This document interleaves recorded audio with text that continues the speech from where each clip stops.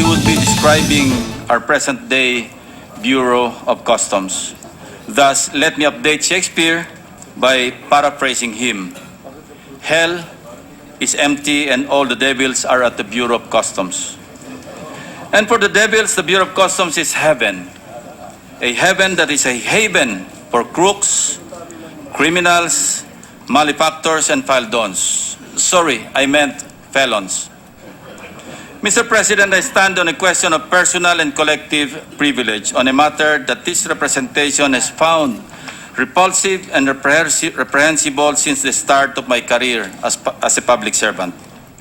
In my many years of public service, I've always taken the adage, and I quote, "In life, there are 3 C's: choice, chance, change. You want to make the choice, to take the chance, if you want anything in life to change." Alas, Mr. President, while we see a ray of hope in many government offices, it is undeniable that over the years, Customs seems to be the one office where darkness and evil always triumph. A fact underscored by the oft-repeated tale about this lowly guy whose driving ambition was to find employment at the Bureau of Customs. Thanks to the intercession of his congressman, he was able to get a clerical job. After a month of working, he was surprised to find a pay envelope. "Wow, may sweldo pa pala dito," he happily exclaimed. Mr. President, no matter how we pull in the reins, the Bureau of Customs fails big time in our government's fight against graft and corruption. The facts are telling. As per the social weather station, the BOC had consistently topped their polls as the most corrupt government agency from 2005 to 2016. Here's the problem. Periodically, the headlines shout of yet another big tale of corruption at the Bureau, but the anger and indignation are not sustained. This corruption mess is deliberately downplayed by the customs cretins and consigned to the dustbin of journalism history, ably assisted by their cohorts of PR firms, always ready and able to summarily kill a story that puts the Bureau in a bad light. How many of you still remember the case 6 years ago of a customs clerk named Paulino Elevado, who was discovered by accident, literally, to be the owner of a pricey Porsche Carrera sports car? Aside from his Porsche, this Elevado also owned a fleet of 6 other luxury cars, 2 houses in an upscale subdivision. His salary, 9,000 pesos a month. Clerk pa lang yan, hindi pa bossing. It is time to bring the intensity of the war against drugs to the war against corruption. Ramdam na ramdam ang war against drugs. Araw-araw, ang daming napapatay. Pero, ang war against corruption, bakit wala na yata tayong naririnig na nakukulong? I have always believed that in the fight against corruption, we should always have one single standard. More importantly, we should not attempt to find who our allies, friends, or enemies are. Regardless of anything or anybody, corruption is evil. And there can never be, or there should be no compromise with evil. For over a decade, the Bureau of Customs failed to show improvement in fighting corruption. The most recent scandal, however, closely impacts the administration's war on drugs, the very centerpiece of President Duterte's campaign promises. In fact, drugs and corruption are the 2 issues that President Duterte emphasizes in his public speeches and media interviews as tops in his list of priorities. This makes the issue at hand more wanting and controversial than the same old stories of customs improprieties. Last Sunday, President Duterte has announced the appointment of PIDEA Director General Isidro La Peña to replace Bureau of Customs Chief Nicanor Faildon in the wake of the 6.05 billion peso shabu shipment from China. Mr. President, I pondered that delivering this privileged speech today might be likened to beating a dead horse.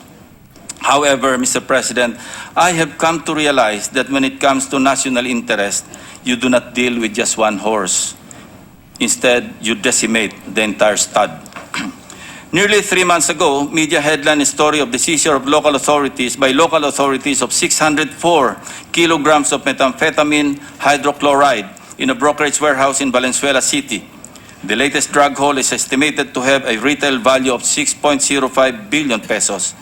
Initial reports indicated that the successful apprehension of a big haul of illegal drugs was a product of intelligence sharing and cooperation against cross-border smuggling between China and the Philippines customs authorities. However, Mr. President, you do not need a title nor a law degree to postulate that something was terribly wrong. The story as it unfolds sounds more like the inspiration behind the hit movie title, Kita Kita.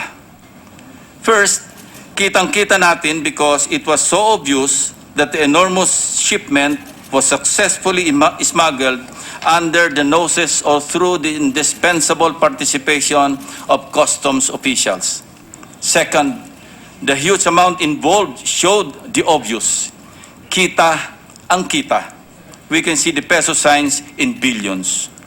This exactly is what prompted the Senate Blue Ribbon Committee, led by Senator Dick Gordon, in aid of legislation to conduct an inquiry in what looked like the fast and furious smuggling of 604 kilos of shabu, contradicting the government's intensified war against drugs. During 4 public hearings, we have uncovered the identities of key personalities and their modus operandi. Kita ang kita. We can easily see the incomes of several customs officials. A self-confessed player, aka fixer, Mark Taguba, confessed about some payoffs. First, in an executive session, eventually in open public hearings.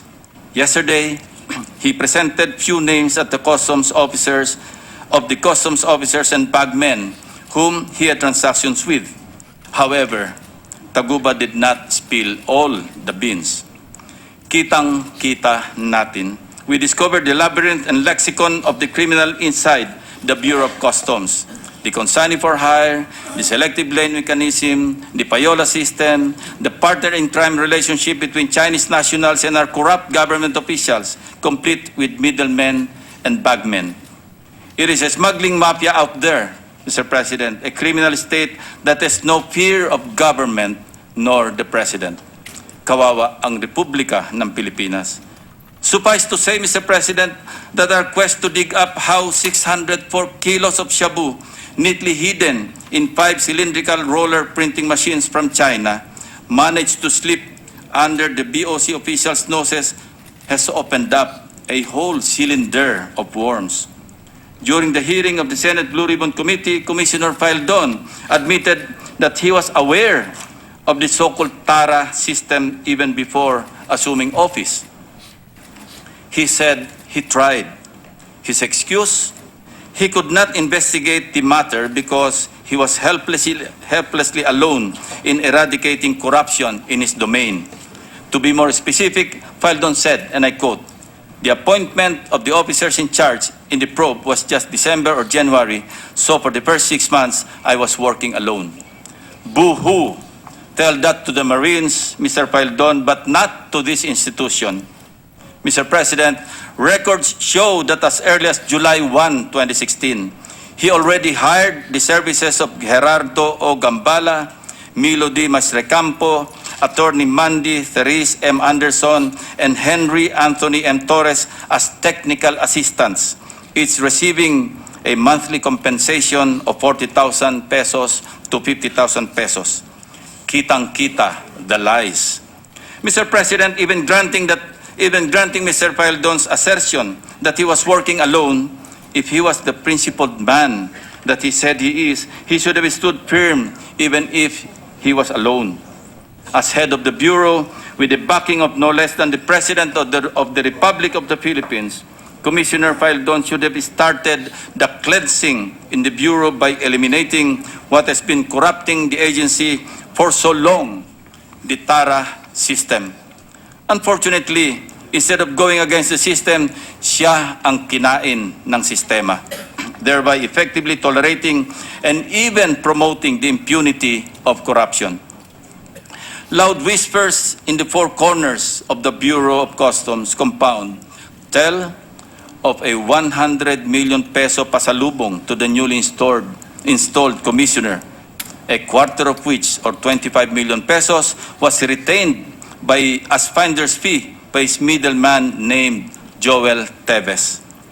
If in the AFP under a previous administration, you end your stint with the infamous goodbye pabaon, the Bureau of Customs naman, you start your stint with a welcome pasalubong. Holy mackerel, welcome pa lang, may kita na. It is an outright cash incentive, Mr. President. Accepting this pasalubong is a slippery slope. As they say, corruption is like a ball of snow. Once it has set a rolling, it must increase.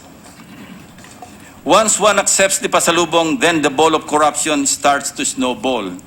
At pag nasarapan ka, hahanap-hanapin pa ang dagdag kita. And just like taking illegal drugs, they find themselves addicted to bribes in exchange for favors. Tuloy ang ligaya ng mga korap. Indeed, loose morals will blur lines. How can we stop the importation of illegal drugs at the Bureau of Customs if the graft activities of its officials and personnel and the corrupt system persist in the seaports and airports? The issue at hand would have never happened if there was no collusion by someone with somebody from the inside, whether it is a middle-level official of the Bureau or all the way up. Kung walang kita, lahat makikita. Kung may kita, wala talagang pagpupuslit na makikita. Mr. President, everybody knows at the Bureau of Customs, it's everybody happy. They have the so-called payday, Friday, TGIF, Friday 3 o'clock habit, or whatever day of the week and hour of the day they now choose to make themselves happy and, yes, filthy rich. So many monikers have been coined for this joyous tradition at the Bureau of Customs, but all refer to a weekly assembly of several customs officials and selected employees where multi-million peso bribes, otherwise known as TARA, are given and divided up. Mr. President, for the past few weeks, I have been expressing my disbelief with President Duterte's unusual calm and gentle reaction to the alleged involvement of his people in customs to the massive volume of drugs that easily made its way to our controlled borders. Nevertheless, after weeks of public outcry here, there, and everywhere for the removal of Paildon, President Duterte has finally acted and replaced him as customs chief, even for an quote-unquote honest man. Sabi nga ho natin, it is better late than never. Now, in case our distinguished colleagues are wondering how and from I got all this information, let me tell you as a background. Mr. President, with a little bit of exaggeration, si Nick Paildon na lang yata ang hindi nakapag-ambag ng datos na ipapakita ko sa inyo sa mga susunod na sandali. Indeed, when the so-called customs payola or TARA hit the fan and made it to the headlines, information came pouring in. Quite a number of top and middle-level customs officials and employees, as well as brokers, even a civic-minded individual who has been gathering information on this matter for the longest time, started contacting our office. At least two of those I mentioned directly came to us to provide their own versions of the TARA list. From various sources inside and outside the Customs Bureau that I had interacted with over the past 2 weeks regarding the TARA list, we carefully vetted and cross-matched each and every information to come up with an objectively filtered and detailed list of who and how much each office or official in the Bureau collects per container per day. From the list furnished us by various sources, a standard TARA amounting to a low of 19,000 to a high of 45,000 is paid to the customs officials in the central office for each container. On top of the standard tara paid to Customs Central Office, Manila International Container Port or MICP officials and employees also collect payola in the amount of 14,700 pesos on the low side and 23,700 pesos on the high side for 40-footer containers. Hence, the total tara being paid for each container is from 33,700 pesos to 68,700 pesos.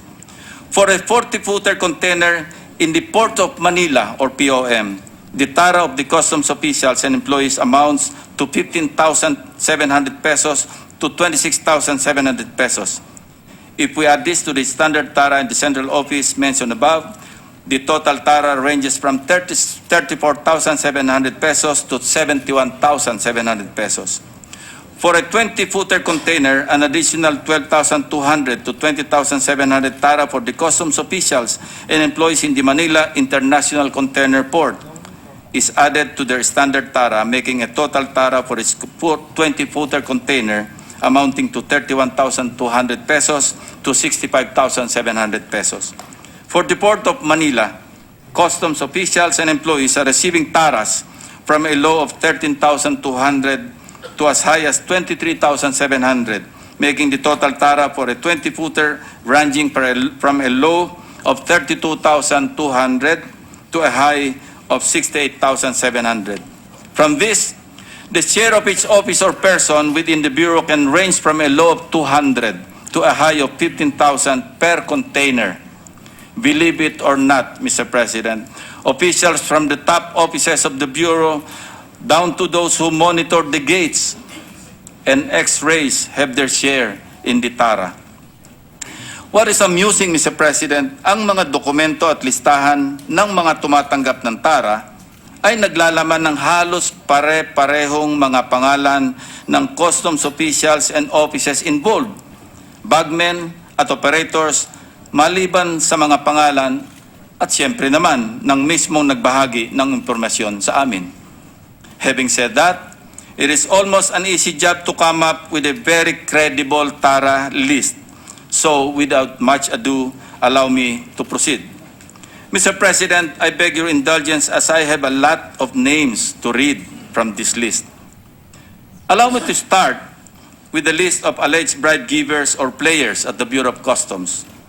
Tina Yu, Jerry Yu, Manny Santos, David Tan, Jude Lugarta, Eric Yap, Edvic Yap, Ruben Taguba and Mark Taguba, Noel Bonvalin, John Paul Teves, Jerry Teves, Joel Teves, Jan Teves, Ringo Teves, George Tan, Johannes Dennis Derama, Harry Tan or Henry Tan, Bim Castillo, George Wee, Attorney Venir Bakiran, Johnny C., Armando Burog Tolentino and Ruel Tolentino, Kimberly Gamboa, Bobot Sison, Marty Pimentel, a certain Eunice of Davao, June Diamante, Vic Reyes, Jerry Yap, Arnold Saulong, Hope Arnulfo Saulong, Boy Sabater, Nero Andal, Lia Cruz, Aying Acosar, and Eduardo Dio, Ray Tubig, Ruel C., Frank Wong, Chi Men,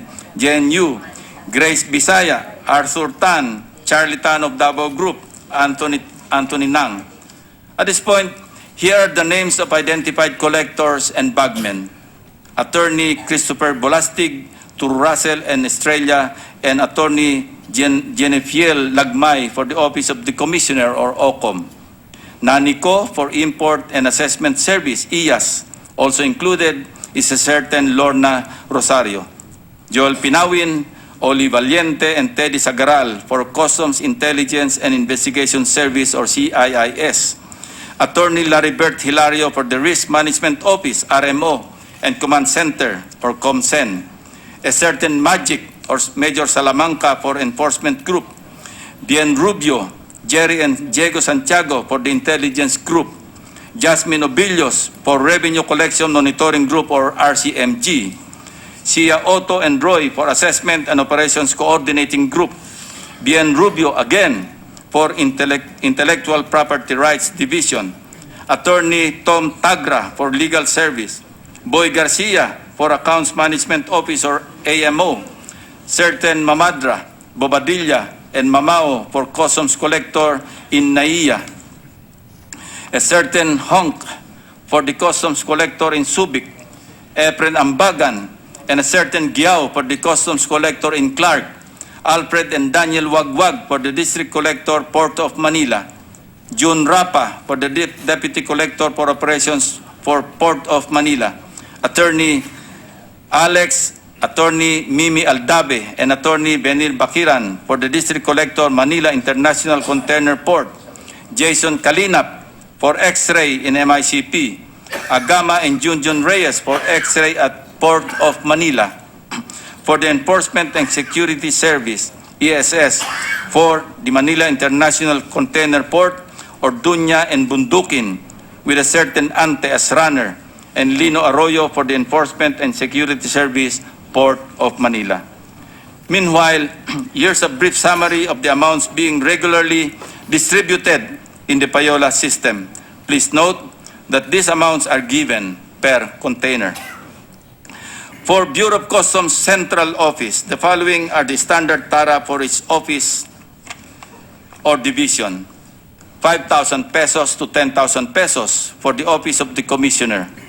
5,000 pesos to 10,000 pesos for the Command Center or COMCEN. 1,000 pesos to 3,000 pesos for the Assessment Operations Coordinating Group or AOCG. 1,500 pesos to 3,000 pesos for the Intelligence Group or IG. 3,000 pesos to 10,000 pesos for CIIS Central. 500 pesos to 1,000 pesos for CIIS Director's Office. 1,000 pesos to 3,000 pesos for the Intellectual Property Rights Division or IPRD. 1,000 pesos to 2,000 pesos for the Accounts Management Office or AMO. 1,000 pesos to 3,000 pesos for the Import and Assessment Service or IAS.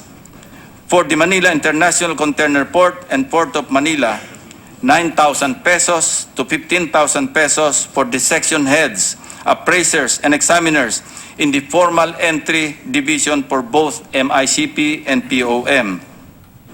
1,000 pesos to 3,000 pesos for the Informal Entry Division for both MICP and Port of Manila. 3,000 pesos each for the MICP and the Port of Manila Collector's Office. 500 pesos to 1,000 pesos for the CIIS Port for both MICP and POM.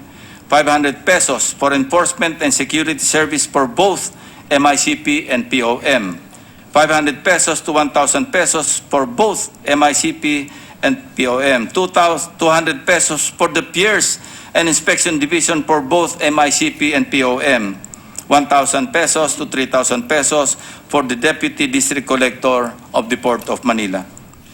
Official records from the Bureau of Customs disclose that on the average, around 15,000 to 16,000 containers are transacted for release every week at the Manila International Container Port and the Port of Manila. Of this, between 6,000 to 6,400 are approximately 40% of the total weekly containers have tara. Mr. President, mayroon po tayong tinatawag na mga big players. Sila ang mga halos naghahari o namamayagpag sa pagpapalabas ng mga kargamento sa customs. A total of 390 to 490 containers per day or 1,950 to 2,450 containers weekly are being facilitated by the so-called big players, broken down as follows. 100 to 110 containers, care of David Tan. 800 to 100 containers, Davao Group. Taguba belongs to this group. 800 to 100 containers, care of Manny Santos. 800 or 80 to 100 containers by the Teves Group. 50 to 80 containers by Kimberly Gamboa. Finally, Mr. President, here are the recipients of the Tara Payola at the Bureau of Customs. Commissioner Nicanor Paildon. Deputy Commissioner Teddy Rabal of the Intelligence Group, Deputy Commissioner Ariel Nepomuceno, Enforcement Group, Deputy Commissioner Gerardo Gambala of the Command Center, Deputy Commissioner Natalio C. Ecarma III of the Revenue Collection Monitoring Group or RCMG, Deputy Commissioner Edward James D. Buco of the Assessment and Operations Coordination Group or AOCG, Director Neil Estrella, Customs Intelligence and Investigation Service. He is alleged to collect also for the Office of the Commissioner together with Chris Bulastig. Attorney Zay De Guzman, Chief Intellectual Property Rights Division. Attorney Laribert Hilario of Risk Management Office. Joel Pinawin, OIC Chief Intelligence Division of the BOC, also one of the alleged collectors of Director Estrella. Director Milo Mastrecampo, Import and Assessment Service, IAS. Attorney Grace Malabed, Acting Chief of the Account Management Office or AMO. Attorney Alvin H. Ebreo, Director Legal Service under Revenue Collection Monitoring Group or RCMG. All section heads, appraisers and examiners in the Formal Entry Division in both the Manila International Container Port and the Port of Manila. Athena Dance of the Informal Entry Division MICP. All section heads, appraisers and examiners in the Informal Entry Division in the Port of Manila. MICP and POM, Sections 1, 9, 10, and 15, Chief Appraiser and Examiner. For the district collectors and officers, the following names were mentioned.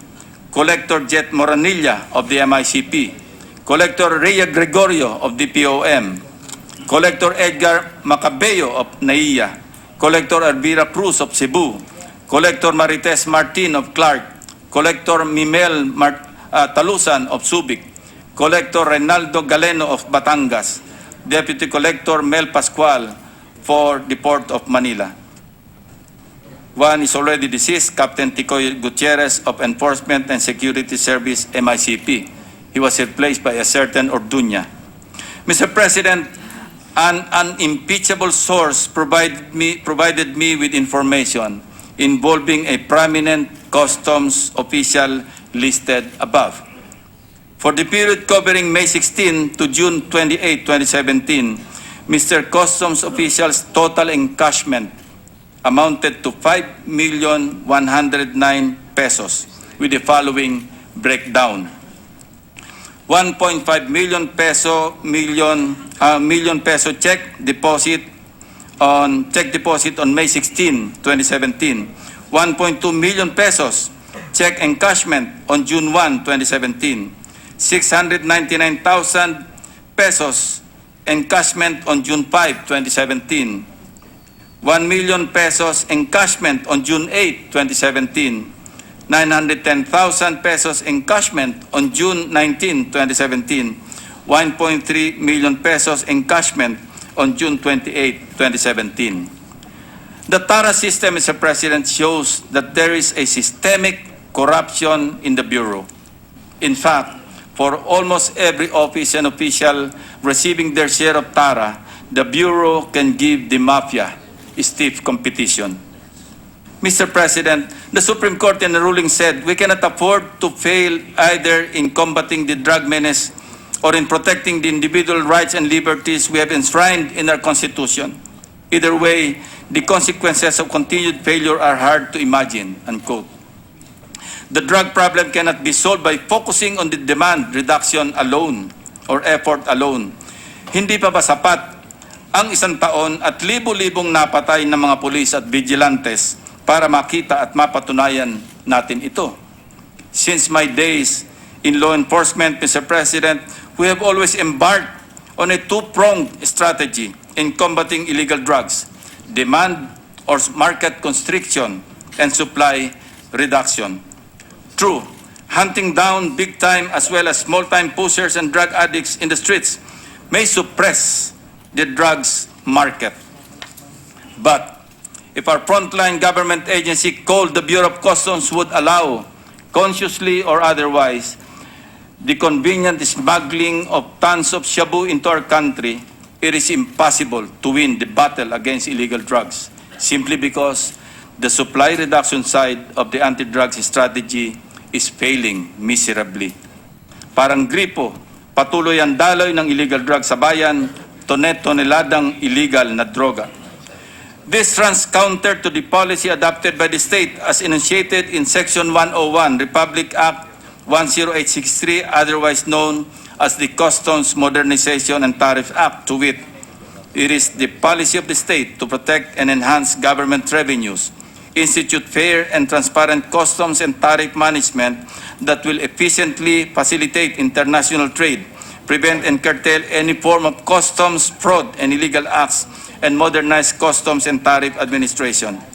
This policy is in recognition of the important role that the Bureau of Customs plays in being the first line of defense against the threats that arise from international trade.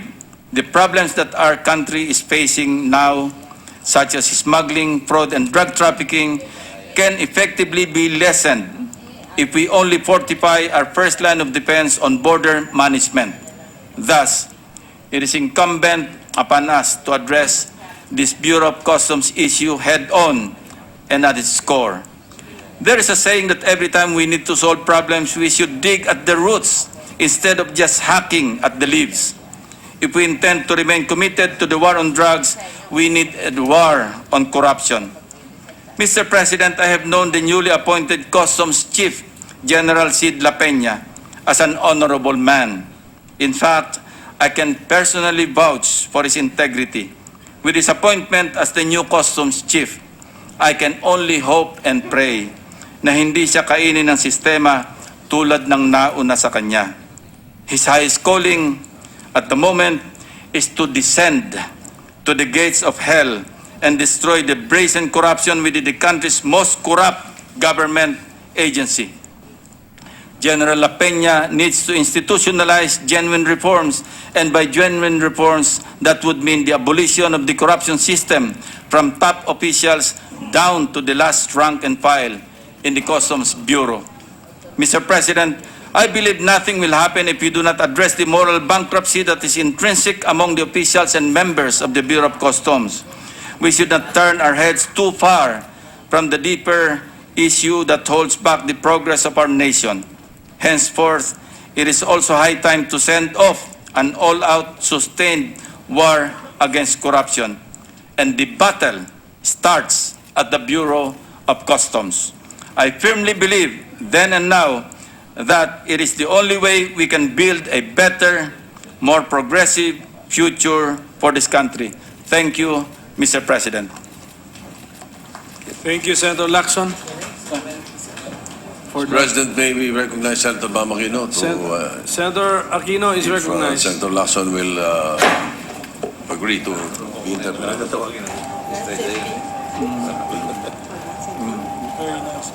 Thank you, Majority Floor Leader. Unang-una po sa lahat, let me commend the good gentleman for his report. Maraming salamat, Senator Lacson. Thank you very much. Maraming salamat din po, Your Honor. Senator Lacson, would you be amenable? Mr. President, would you be amenable to a few questions? Yes, of course. My pleasure, my privilege. Mr. President, ito pong nailabas niyo pong data, marami pong mga nagbigay po sa inyo ng datos na yan, no? And we had been talking previously that you had cross-referenced a lot of the data before you gave your privilege speech. Yes, that is correct, Mr. Chairman, Mr. President. Mr. President, yung mga lumalabas pong mga paratang ni Mark Taguba dun sa ating Blue Ribbon Committee hearings, does it coincide with the data that you have received? Mukha po bang nagsasalita ng totoo, nagsasabi po ng totoo, o mali-mali po yung mga binibigay po niyang mga pangalan at mga datos doon sa komite? Yung testimonya ni Mark Taguba, ang una naming natanggap na dokumento, at tama po, tumatama iyon sa mga iba pang mga listahan at dokumento na nakarating sa aming opisina. Dangan nga lang at kulang yung kay Mark Taguba. Hindi po nahagip yung ibang mga information na nakapaloob dito sa ating privilege speech. Pero doon po sa mga naibigay niya mga pangalan, mukhang tumatama naman po doon sa nakuha po niyong data. Hindi lang mukhang tumatama, talagang tumama yung kanyang mga sinabi. Secondly, Mr. President, I'd like to ask about the culpability of our customs officials. No? Kasi clearly, at nasabi ko rin po ito sa media, it's either napaka-negligent po nila na nangyari po yung pagpasok ng droga o kasama sila dun sa pagpasok ng droga. Pero sabi ko nga rin po, mukhang may third possibility, which is dahil sa TARA system, pinapalampas na lang po nila yung pagpasok ng mga container at dahil sa kanilang pagpasok ng mga container dahil po sa TARA, may nakalusot na droga. I would just like to solicit, ano po yung teorya po ng ating good gentleman po? Ano po sa tingin ninyo yung nangyari kaya nakapasok po yung ganong karaming droga sa ating bansa nung Mayo at nung mga nakaraang buwan pa po? Pareho po ng teorya ninyo na dahil nga natakpan na ng pera yung mga mata, hindi na sila nag-iisip kung droga ba o kung anumang kontrabando ang laman ng container, kaya labas-pasok na lamang o tuloy-tuloy sa paglabas. Hindi na nila iniisip na kung may drogang laman ang container, pwedeng yung mga kamag-anak, mga kaibigan at mga anak nila, mga kaibigan ng anak ng mga kaibigan nila, ang pwedeng tamaan. Dahil nga talagang sarado na yung mga mata, sabi ko nga, kitang-kita ang kita. Opo. At yun yung nakita nila. Hindi kung ano dapat yung laman ng Kasi container. kung may kita, walang makikita. Wala hong nakita. Okay. So, in short, Mr. President, you subscribe to the possibility na baka nga hindi naman talaga sila kasama dun sa pagpasok ng droga, pero dahil sa korupsyon at dahil po sa korupsyon sa customs, kumbaga naging complicit na rin sila dahil pinikit po nila yung kanilang mata. What do you think is the liability of the officials who may not necessarily have been part of bringing in illegal drugs, pero dahil po sa kanilang corrupt system, ay naging kasama na rin po sila sa ganyang sistema? Maliwanag po doon sa Section 28 in relation to Section 4 ng RA 9165, yung importation. Wala pong distinction na rito kung kayo ba ay accessory or accomplice. Kapag ang pinag-usapan ay illegal na droga, lalo na't merong indispensable cooperation. Yung Bureau of Customs, kasi kung hindi naman sila tumanggap ng TARA, hindi makakalusot yung 5 cylinders at yung 3 pang cylinders na nauna. At God knows kung ilan pa yung mga cylinders pa o ilan pang toneladang droga ang nakalusot. So, I think Section 28 could very well apply to those customs officials na dinaanan o may kinalaman doon sa pagpoproseso ng dokumento para makalabas yung container, lalo pa nga under questionable circumstances. In short, Mr. President, they are as liable as if sila mismo yung nagpasok ng droga. Parang principal po. Ganun po, no? Sa ating batas. Sa ating batas. Opo. Maaari po tayong tulungan ng mga magagaling natin abogado, pero yun po yung aking pagkaintindi at sa pagtatanong ko na rin sa aking mga staff na abogado, ganun din po ang interpretation. Definitely po, kung lilipat man po si Commissioner File doon, hindi po siguro dapat sa isang pwesto kung saan maaari ang droga ay issue or sa tingin nyo po dapat hindi na siya mailipat sa isa pang posisyon sa ating gobyerno? Kung halimbawa lang pong mapapakinggan tayo ng Pangulo, mas maganda po wag nang bigyan ng ibang posisyon. Dahil sa aming mga napag-alaman, sa aming pananaliksik, sa mga voluntaryong binigyan ng mga impormasyon, na ito na hindi naman ito pwedeng basta i-disregard o baliwalain dahil mismong sa loob ng Bureau, sabi ko nga kanina, top level, middle level, rank and file, meron pang broker, meron pang player na nagbigay sa amin ng information. Ito nga yung sinabi natin na filter natin ng maayos. Alam niyo po, masakit man sa ating dibdib dahil yung iba sa akin nabanggit na mga pangalan, mga kaibigan ko pa po. Pero kung magiging selective din lang ako at dahil kaibigan o kakilala, hindi ko i-delist ko nga yung kanilang mga pangalan, hindi na lang po ako magpi-privilege speech. Opo. Mr. President, ano pong hinahanap natin na mga susunod na mga hakbang dito po sa inyong privilege speech? At siguro po, I'm predicting, of course, the Blue Ribbon Report will also come out possibly with similar conclusions. Kasi po, meron ho kayong naipakita na kaso 6 years ago at parang ganoon ho yung nangyayari. May skandalo, magkakaroon ng hearing, magiging media event, pero pagkatapos po nun, babalik na naman sa dating gawi dahil wala naman po talagang nakakasuhan o wala naman po talagang napaparusahan. Ano po yung ini-expect po ninyo dun sa na mangyayari dun po sa mga officials po na binanggit po ninyo at dito po sa sistema ho na nilahad nyo po sa atin? One word, very important word, sustain. Kasi pagka pinabayaan natin ito at hindi natin in-exercise yung ating oversight, authority over the executive offices or agencies, then talaga mapapabayaan na naman ito. Opo. So, I am hoping and I'm assuming that this privilege speech will be referred to the Blue Ribbon Committee. And I hope I have contributed some input or some data to the chairman para maidagdag sa kanilang, ma-incorporate sa kanilang gagawing committee report or maidagdag pa kapag may mga pinatawag pang ibang mga resource persons. Opo. Mr. President, finally, yung problema ho natin sa customs, hindi lang naman ho yan sa tao. Of course, si Ginoong La Peña is now there and you wished him well. Pero kahit sino pa po yan, no? Kung yung sistema na ibulok, kahit ilagay punyo po dyan ang isang santo, palagay ko po magpapatuloy yan. No? Kung di man siya kasama sa kanyang paligid, magpapatuloy po yan. Ano po yung hakbang na kailangan po natin para maitigil na itong sistemang ito? At yung perang yan, mabayad ng maayos sa gobyerno, hindi mawalan ng revenue ang ating gobyerno at matigil na po yung pagpasok ng mga kontrabando sa ating bansa. Sa akin pong karanasan bilang namuno rin sa PNP at saka namuno rin ng mga aking mga tauhan sa mas mababang level ng command. Ang sa amin po pag-aaral at sa training, ito lang po ang napaka-importante. Leadership by example. No? Kasi it is second to none. There is no substitute to that dictum, yung leadership by example. Kasi kapag yung namumuno, yung kanyang pinipreach, yung kanyang sinasabi, hindi naman niya ginagawa o ginagawa niya yung laban sa kanyang pinapatupad, wala pong susunod sa kanya. Ang napaka-importante, ipakita niya na siya mismo bilang pinuno, ginagawa niya yung kanyang pinag-uutos. Dahil pagtalikod niya, sasabihin ng mga tauhan niya, bakit ikaw lang ba? Paano naman kami? Pero kapag ang nakita nila yung pinuno nila na consistent ang ginagawa, na namumuno by good example, no?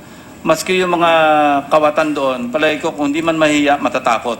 Dahil alam nilang seryoso yung pinuno, alam ba, si General La Peña, and I said it before, na I can vouch for his personal integrity. And I just hope that he continues leading by example. Ano? I hope I'm not mistaken sa pagsasabing kilala ko siya na ganong kaonorableng tao at saka mataas yung kanyang integridad. And I hope na yung kanyang gagawin sa bureau, sa kanyang pamumuno, maging consistent lang. Kasi mabubulag talaga, imagine. Yun nga, ito, kalat naman ito sa Bureau of Customs. Ano?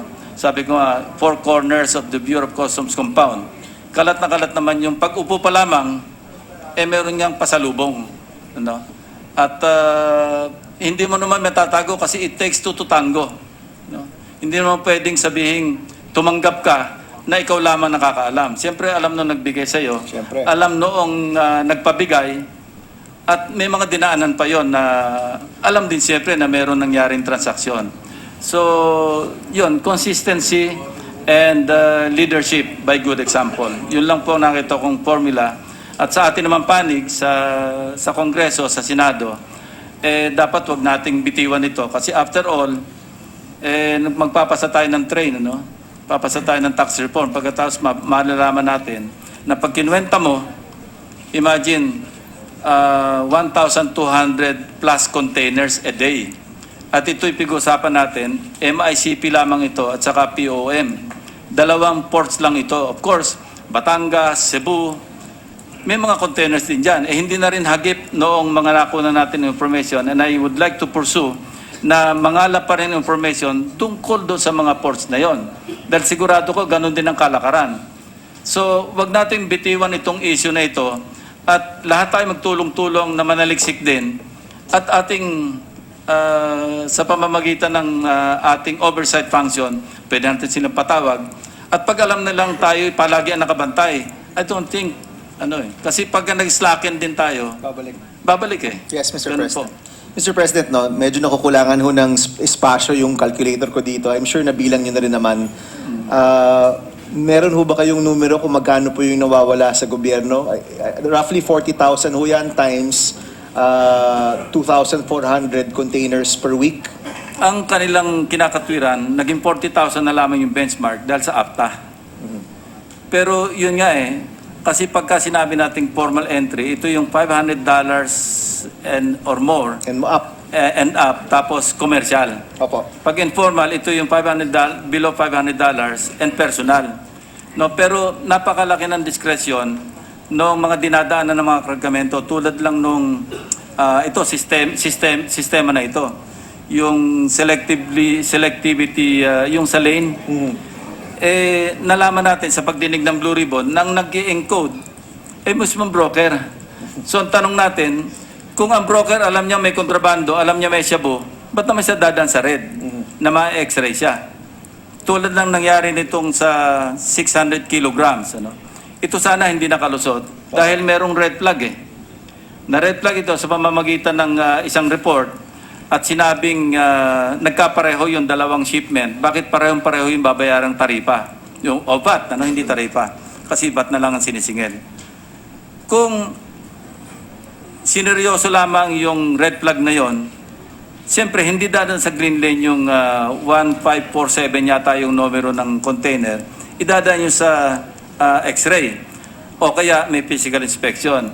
At pag nakita na hindi footwear, kasi ang declaration footwear, at nakakita ng cylinders, misdeclared na yon.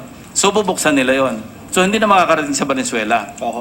But sabi nga natin, may human intervention, at yun nga, natatakpan na ng sign of pesos yung kanilang mga mata. So talagang, sige na. Alam nyo, nung araw, may mga customs commissioners na ang kanilang kondisyon. Ito yung sabihin na nating medyo may pag-iisip. Sabi nila, maski okay lang, mag-usap tayo, wag lang droga, wag lang baril. Yun na yung sa libro natin, masasabi natin, ito yung mabait na commissioner, may konsensya, pero wala pa rin konsensya dahil nga may tara pa rin. Pero at the minimum doon, may mga bawal. Mukhang yung nangyari yung ngayon, wala nang bawal. Nawala na ng bawal kasi nga masyadong malaki na yung tara. Masyadong duduguin yung inyong daliri sa inyong calculator sa kukwenta ko ilang zero yung aabutin. Kami mismo ay maniwala. Alam nyo, merong isang customs official. At the outset, nung nakita namin ng pangalan, sabi ko mukhang malabo yata ito. Kaya dapat i-vet natin mabuti itong mga listahan. Kasi itong particular ng customs official, sa aking paniniwala, dahil nakapagtanong din ako sa iba, ito'y matino ito'y hindi tumatanggap, ito'y matagal na sa customs. Nung nagkakaroon kami ng pagdududa, ang ginawa ko po ay tumago ko sa aking ibang kakilala sa Intelligence Service, Armed Forces. Pwede pa paki-background check mo lang ito kasi malaking pagdududa ko na baka naman masama ito sa listahan namin, unfair naman. Dahil sa pagtatanong namin sa iba, mukhang matino naman. Ang report na binigay sa amin nung ISAF, nung mismo nagsagawa nung background investigation, kumanaya sa sabong 200, 300 ang parada. Merong cock farm. Pagkatapos may mga mansions. 200,000 hanggang 300,000 kada pusta. Sabi ko, sama nyo na sa listahan. Dahil, paano ka makakataya naman sa sabong ng 200, 300 na hindi ka naman si Manny Pacquiao? Hindi na daw nagsusugal. Hindi na daw nagsusugal po. Mr. President, okay, so may listahan ho tayo. Ano pong expectation ho natin? Kasi I'm sure pati po yung taong bayan nagsasabi, marami namang accusations na nangyayari sa Senado. Wala namang kaso. So who will take the cudgels for us? Ngayon po na may listahan, kailangan pa po yung ma-verify o ma-investigate? Will it be DOJ? Will it be the Ombudsman? Saan po tayo papunta dito? Well, ito, kung ebidensya ating pag-uusapan at kakailanganin talaga yung matibay na ebidensya, kailangan pa natin ng marami siguro Mark Taguba na magsasabi kasi may direct hindi ba? Pero kung salaman tayo sa mga informasyon, knowing it is one thing, but proving it is another and the harder thing. Siguro kung nasa listahan kayo, baka dapat nag-uunahan na po yan na magsabi ng totoo. Baka pwede pa silang mag-apply sa witness protection program o Well, maging state isa po witness. mamamaraan yung kapag tayo nakakuha ng ganon, malamang talaga mabuwag natin yung, alam nyo, binanggitan na ng Pangulo ito, yung Bureau of Customs sabi niya, rotten to the core. Talagang ganon na nangyayari. Kami, nagulat nga rin, bakit wala na kayong makitang, kapag winalis nyo, wala maiiwan eh. Ganon ang, kung titingnan natin yung listahan. At ito, sabi ko nga, I stand by the credibility because various sources. Binibilang namin yung sources nito, siguro hindi lang 7 o 8, masigit pa. Bukod pa yung ginawa namin pagbabalidate sa independent sources na hindi na nagbahagi ng kanilang listahan pero sinusuga nila. Sinabi na totoo yan. So, sabi ko nga, ako I stand by the credibility of the tara list that we have in our possession. Alright, Mr. President, maraming salamat sa inyong oras and again, I commend the good gentleman for his privileged speech. Maraming salamat. Salamat po. Thank you, Mr. President. We recognize Senator Cynthia Villar, Mr. President. And then Senator Gordon. Senator Villar is recognized. I just want to make a manifestation dun sa mga names na binasa mo. I remember in 2013 when we reviewed the rice smuggling, 2 names doon ang nasa listahan mo, David Tan and Manuel Santos. And then yung aming investigation ng 2014 sa garlic cartel at garlic smuggling, nandun yung name ni Lea Cruz sa listahan mo. So ito ay parang support na ito yung mga names na nakita na rin namin in other investigation of the Senate. And ang ikinalulungkot natin na walang na-file na kaso miski isa dito sa mga tao na to. And I remember during that time, I was working with Mr. Sevilla, Commissioner Sevilla of the Bureau of Customs. And I was talking to him and he said, ano ba iiwanan mong legacy sa Bureau of Customs? Kasi ikaw naman ay bata, walang pamilya, may kaya, hindi mo kailangan ng pera. Ang sabi niya is before I leave, which was then 1 year before the end of President Aquino's term, sabi niya yung National Single Window System. This is the full computerization of the customs para wala ng discretion yung mga tao doon, basta lahat ipoprocess by computerization. And I hope we will be able to proceed with this kasi after talking to him on a Monday, he was removed on a Wednesday. And pagkatapos kinasuhan na yung supplier ng National Single Window System, kaya hindi na ituloy ito hanggang ngayon. So this might be a solution, the full computerization of our customs division. And I remember because of walang nakasuhang kaso noon, kami po na mga senador in 2016, we passed a law, the large-scale agri-smuggling as economic sabotage and non-bailable. And natapos na po ang IRR niyan ngayong July. Sana po ay ma-i-apply na yan para nang sa ganon, baka naman kung makasuhan yung iba, ay tumigil na sila sa kanilang mga ginagawa sa ating Bureau of Customs. Yun lang po. Marami pong salamat. Salamat po. I could not but agree with the lady from Las Piñas, the distinguished lady from Las Piñas in the Republic of the Philippines. Tama po yung observation. Senator Richard Gordon, Mr. President. Senator, I think he left the hall. Majority Leader. He's here, Mr. Okay. President. Senator Gordon is here.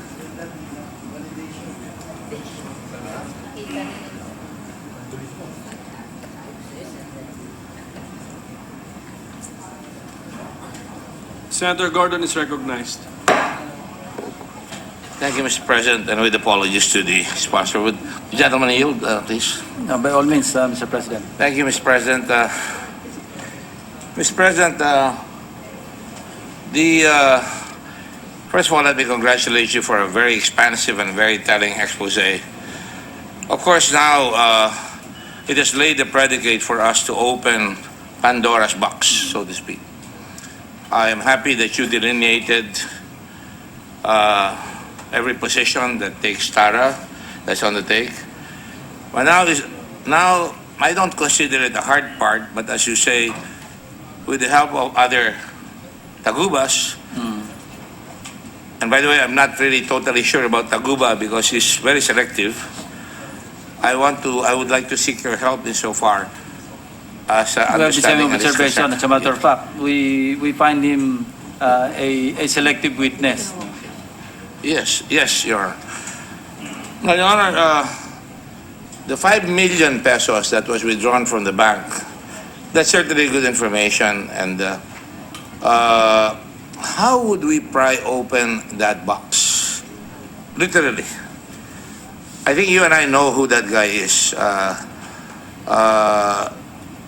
The trick now is to open his own box of 5 million because Well, it he has can already always- been withdrawn. He can always waive his rights under the Bank Secrecy Act because after all, if it was his account, he can actually no. He will not Well, waive. that is why that's why I'm suggesting if he's really sincere and honest in his desire to break wide open this particular issue, then he should be convinced to waive his rights under 1405. And that's what I was trying to figure out even with the Senate President just a while ago. Because we already had that information and I know you had it and we wanted to try and pry it open. But I think we can be very imaginative insofar as that is concerned, including Fildon, who I understand gets 10 to 19,000 per box, including all the others. Let's say now, I cannot help but observe. The 5 to 10,000 pesos per container is actually for the office of the commissioner. I don't know the division or the apportionment of the 5,000 to 10,000 per container per day. At ang dumadaan po na containers every day, nasa mga 1,200 plus containers. So, mahirap po magkwenta. Is the gentleman suggesting that this is only for one section? There are 15 sections.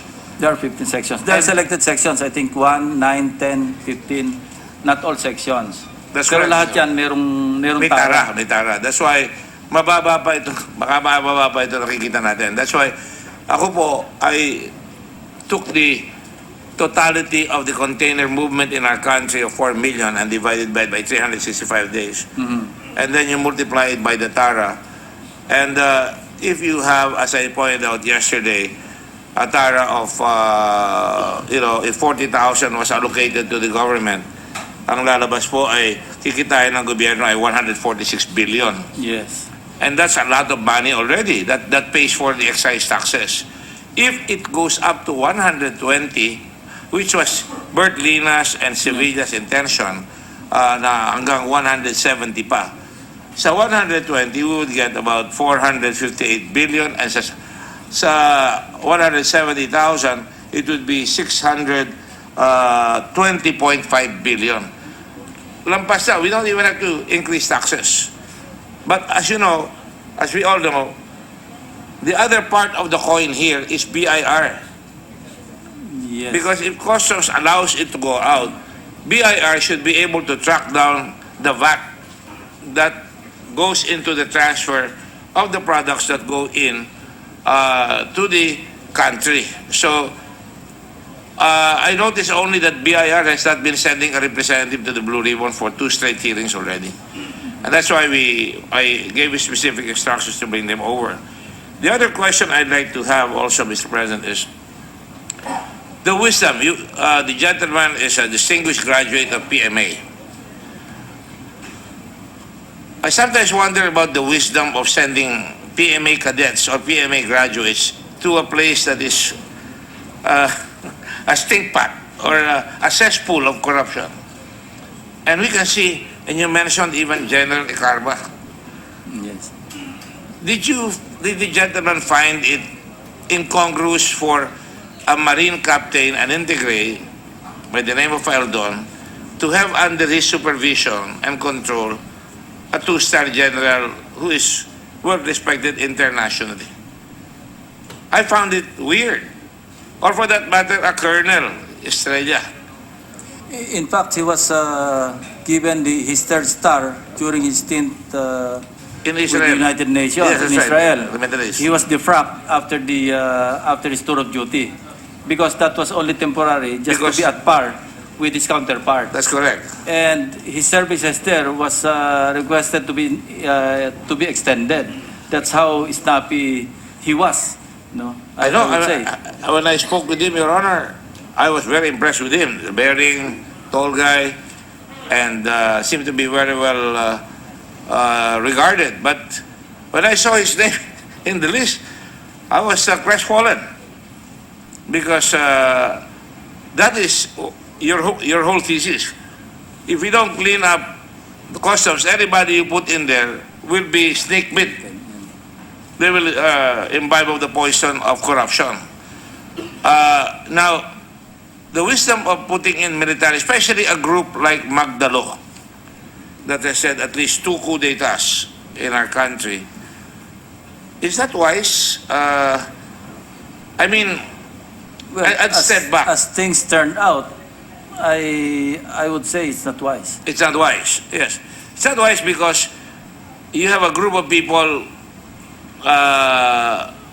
classmates, if you will, and we had that situation in the immigration department, if you remember, mista yung chair, yung head ng commissioner of immigration and the head of intelligence, they were from the same class. And now, you have several of them. When you mentioned Maestra Campo, Captain Maestra Campo, and Captain Gambala. And, you know, I could not help but notice one of our colleagues, serious in that class also, was exculpating them right away, but bearing down on file done. I found that weird and unusual. But I'm only saying that not to cast aspersion on our colleague here, but to say that when you have somebody like a classmate there, it is harder for you to put pressure on him to be honest, and to when he fools around, it's harder for you to discipline him. And you have the honor code. You know, thou shalt not lie, thou shalt not steal, thou shalt not cheat. And you should not allow your fellow cadets not to lie, to steal, and cheat. But in this particular case, it would appear that my first question to Taguba yesterday is, saan ka nagsimula kung magkukurap ka ng Tara? And he said IAS, and IAS was under Maestra Campo. That is correct, Mr. And so President. therefore, Mr. President, And he was the first to offer his resignation when his name was mentioned. courtesy resignation, Courtesy resignation. which is not a resignation. So I think we're both agreed that it's dangerous just to put in a bunch of people. First of all, is there any danger, for example, that they could be raising money for a political party like Magdalo? Is there any danger, for example, that they could be raising money to buy arms for another coup? I mean, the imagination can go wild, and with all this, so it goes into judgment of the president. So we can say that the president must be very, very careful in appointing, because he has a tendency to appoint a lot of our friends in the military. And now you have General, whom I also consider an upright man, La Peña. And I think he was appointed there not just for customs, but principally to stop the drug flow. Would you agree with that, sir? Yes, I agree with that. I think he has another twin purpose for that matter. Because As I mentioned in my previous speech, market constriction is just one aspect of the two-pronged strategy. It's just one side. Because if you allow free flow of drugs, Supply, yes. the supply, then, and I was talking to PIDEA about this, and they noticed that in spite of seizure upon seizure of high quantities, big quantities of methamphetamine, still the price of shabu doesn't seem to go higher. yeah, No. it's It's steady. stable, if not decreasing. That's So they're correct. wondering, and the answer would be in the Bureau of Customs, because they stopped smuggling through the high seas, because it's more convenient to bring in drugs through the In regular one bulk. ports. In one bulk. To customs. The Through door is regular open. ports. You bring in one bulk. Mas And it's more madali. economical because they will have only to pay, 40,000 for the VAT, and then some amount for Tara. Maybe if they do it through the high seas, meaning pure smuggling, we'll be paying for the Coast Guard, Boats, PNP, fishermen, fishermen. transportation. So Caps they along found the way. a more economical way of importing shabu. I agree with the gentleman again, Mr. President, because when you bring it through customs, it really is very simple. There are less moving parts and there are less people to pay. And it comes into the biggest market of them all, Manila, Mega Manila. So, having said that, Mr. President, the other thing that concerns me, for example, is two victims of assassinations. Number one is La Chica. And there are rumors that there was a big argument the night before he was killed. I heard that too, Mr. President. And of course, Mr. Marasigan, a friend of mine, Michael Marasigan is a known, and I gave a privileged speech here the other day, this person who was an editor of one of the respected papers in our country, Business World. And he was part and parcel of the staff of Secretary Dominguez in the expose involving one big major cigarette company that was bringing in a lot of tobacco products. Would you say that there is some connection to that as well? I have no information, Mr. President. But as a seasoned policeman, I'm not your asking you to... speculation is as good as mine. So, and you're more knowledgeable. I believe you have more information, coming your way than I do. My information will always pale in comparison to your primary sources, Mr. President. And that is not to try...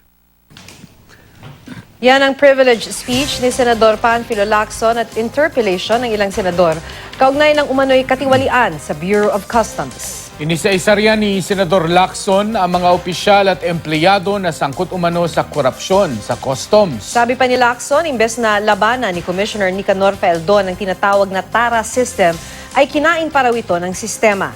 Wala pang pahayag si Faeldon kaugnay ng mga pahayag ng senador. Umaasa naman daw si Lacson na ang kapalit ni Faeldon na si PIDEA Director General Isidro La Peña ay gagawa ng mga hakbang para masawata ito.